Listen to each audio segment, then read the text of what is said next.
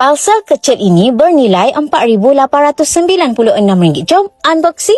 Nampak kecil je kan? Tapi cuba teka apa yang ada di dalam ni. Sebenarnya, di dalam parcel ini terdapat 2 keping emas 1 dinar berketulinan 999.9. 1 dinar hari ini bernilai RM2,448 dan nilainya pasti meningkat untuk jangka masa panjang. Inilah salah satu cara saya menyimpan. Saya alihkan sebahagian simpanan duit kepada simpanan emas supaya tidak mudah habis dibelanjakan. Selain itu, emas juga berpotensi mengekalkan dan meningkatkan nilainya untuk jangka masa panjang.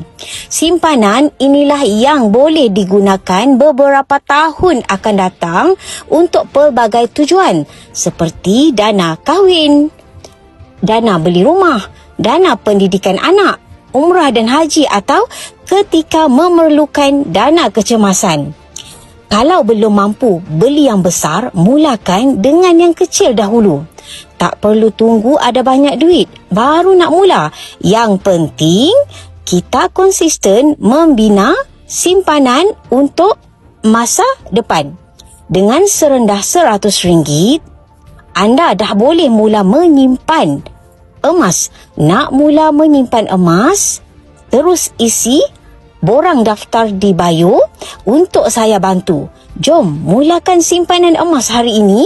Sikit-sikit, lama-lama jadi bukit.